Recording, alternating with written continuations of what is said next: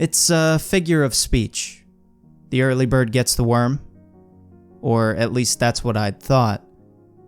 Another way of saying first come, first serve. But had I not awoken early one morning, when the sun had only barely peaked above the horizon, I would not have known the truth about the one called the early bird. Coffee was brewing while I stood outside in an old pair of gym shorts and a raggedy 2010 Winter Olympics shirt. If you're wondering, I'm not an Olympian. You'd know this if you saw me. I only own the shirt. For the love of God, Gitmo, go potty. My wife, who was out of town while visiting her sister at the time, and I had adopted the little Shih Tzu a couple of years prior. We felt that his flat, furry face bared a striking resemblance to the character, Gitmo, from the film Gremlins.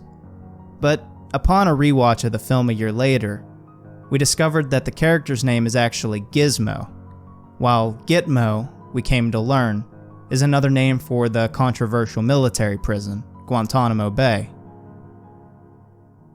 As I stood out in the cold in nothing more than shorts and a t-shirt, waiting for Gitmo to find a suitable patch of grass to piss on, I realized that him sharing a name with a facility known for torture is, in a way, appropriate. Fuck it, I said, and tugged Gitmo back toward the house. We'll try again later. Then, right as I placed my hand on the door, a loud screech echoed from a distance. When I spun around, I saw nothing but empty land dampened beneath the morning dew.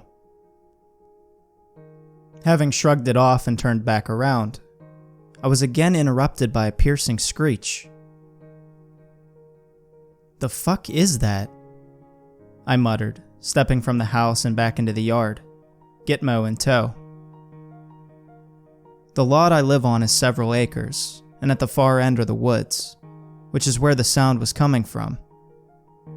Silently, I stood waiting for another noise or something to fly from the trees. To my left, about 50 yards out, was a murder of crows. That's what a group of crows is called, in case you didn't know. But it was a bit foggy out, so it could have been a rape of ravens. Regardless, they appeared to be picking at the ground in search of breakfast. A moment passed and nothing happened, so once again, Gitmo and I turned back toward the house. Then, as if on cue, the screech returned. But this time, a sound akin to a hefty flag whipping in the wind accompanied it. What I saw when I turned around was the biggest, meanest, most frightening-looking crow I'd ever seen, soaring through the sky towards the murder. Its wingspan must have been a good 20 feet, and its body was far more extensive than any man. Its head alone was the size of an adult human torso, and never before then had I been able to see a crow's eyes so clearly from so far away. The bird landed with a ground-shaking thud, and the smaller crows immediately halted their food search, and in an impressive display of intelligence, gathered side by side in front of the monstrous bird and bowed their heads in reverence. The winged beast nodded to them in acknowledgement, then began pecking deep divots into the soil in search of a meal. Gitmo was having none of it and broke into a noisy, squawking bark. King Crow, as I've come to call the bird, looked up and over at us. It cocked its head, studied us for a tense moment, then let out a thunderous caw. The noise startled Gitmo into silence and me into pant-shitting fear. Even more so once the crow leaped off the ground and flew toward us. There was no time to dilly-dally. The bird wanted to eat us. It was the early bird, and we were the worm. I lifted Gitmo into my arms and raced toward the house, the crow's caws growing closer with each frantic stride.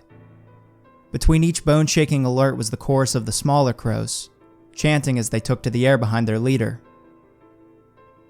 The door was nearly within reach when all of a sudden, the beast landed, like a black feathered boulder between us and safety. It turned its head and glared at us through a single inky eye. Behind us stood the murder of minions. Gitmo began to growl. I began to tremble. The crow took a step towards us, then another. Then, as I had concluded that Gitmo and I were about to be pecked and clawed and ultimately regurgitated into the mouths of man-sized crow chicks, the soil to my right ruptured, and from it emerged an earthworm the size of my leg. The crow took notice and promptly hopped away from us, dug its talons into the enormous worm, and flew off toward the woods.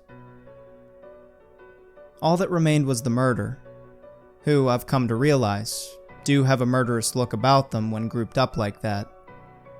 They'd probably gut a man for a breadcrumb, but that day, they let us go and took off in pursuit of their leader and whatever leftovers there may have been of that thick-ass worm. Nowadays, I start my morning later, careful not to step outside until the early bird gets the worm.